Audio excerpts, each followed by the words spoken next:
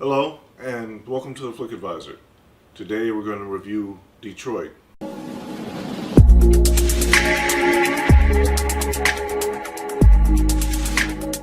Detroit is directed by Kathryn Bigelow, who also directed The Hurt Locker and Zero Dark 30.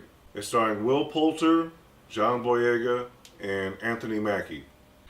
So essentially it boils down to during the race riots in Detroit in 1967. It's already a racially charged time. Like I said, there's race riots going on at the time. There's an event in the Algiers Hotel that ended up in the death of 3 African American men. I assume this is about what went on at the motel. What happened at the motel? When I went in there, 3 kids have been killed. No. So they were killed right before you got there. There was a lot of tension between blacks and the police. Not incredibly unlike today, but a lot worse back then. Specifically at this time when there's already a race riot going on in the city. Here in Detroit, a city of war, violence continues. We've made state police and National Guardsmen available. I'm declaring a public state of emergency. A group of people inside of this Algiers Hotel, they're in there, and then the cops believe somebody at the Algiers Hotel is firing shots at them and the National Guard, who's been called in to help with the riot. So getting the call that there might have been sniper fire coming from the Algiers Hotel to the National Guard, the police go there, and then that's when, you know, everything just goes bad. Without spoiling too much, the police mishandle a situation at the Algiers Hotel. They're destroying the city. Police! I'm just gonna assume you're all criminals. Talk about this to anyone ever. You understand? So essentially these cops terrorize these people. There's 2 white women in there, but for the majority of the people in there are black men. One thing to know with this movie is I noticed it kind of has a few different feels. The first half of the movie feels like a war film. It feels like maybe some of the movies you've seen from Kathryn Bigelow before. It's got that feel of Hurt Locker in there. It's got that feel of Zero Dark 30, where there's people moving in the streets with guns. There's a handheld camera motion. So it feels really live. It feels really like you're right there with chaos surrounding you. There's military involved, there's cops involved, there's a lot of guns involved. There's civilians who are dangerous. There are civilians who you could tell view the cops and the National Guard as a imposing, occupying force. And so it gives you that military war movie feel. And then the second half of it really, to me, feels like a horror film. It feels like similar to almost like a Saw movie or any of those horror films you've seen where there's people trapped in a tight, small area. People are playing mind games with them and they can't leave. It's that kind of horror film, except you have to remember that this movie is actually based on actual events, so it's worse than a horror film. Will Poulter, I'd say, gets the most screen time, and he plays a cop. He plays a hot-headed police officer who kind of feels like things might be coming to an end for him.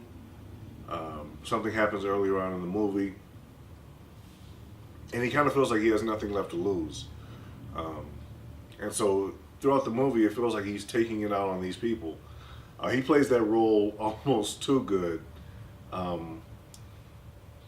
You really start to hate him because he plays the role so well. He does such a good job. You really start to look at him as this, conniving weasel, and you hate him for every second that he's on screen.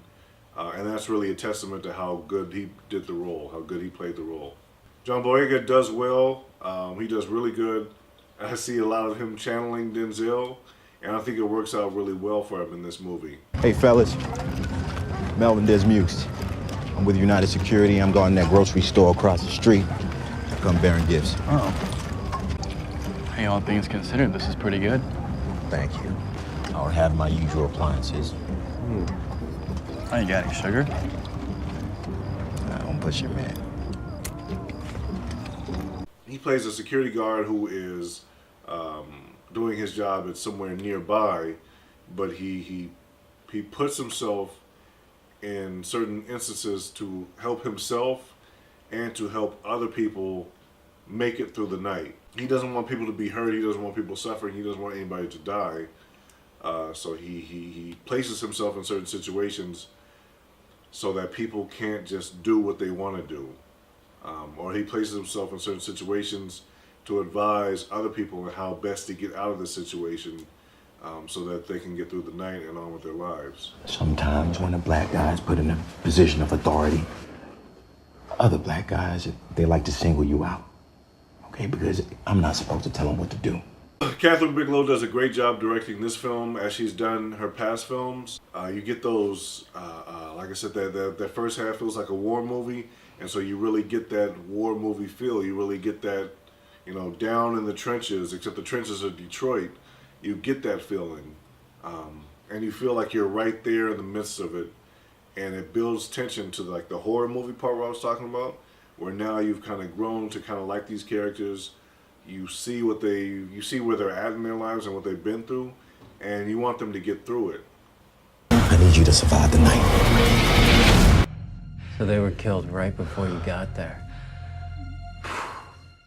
Sir. You carry a 38, right? If race is a topic that bothers you, you're not going to enjoy this movie. If you're interested in the topic of race, I think this movie is great for you to enjoy. It might make you angry because there's a lot of closed-mindedness, there's a lot of prejudice, there's a lot of people not being fair just based on the color of people's skin and nothing more than that. I enjoyed all the performances. Anthony Mackie was good, John Boyega was good, Will Poulter was really, really great, even though, like I said, you hate him in the movie. I give Detroit a 8 out of 10. I think it was a really good movie. I think it was very well directed, well acted. Topic kind of fits the times. Maybe we need more uplifting movies, but at the same time, we need to be grounded in reality and grounded from where we came from to see how we can improve in the future.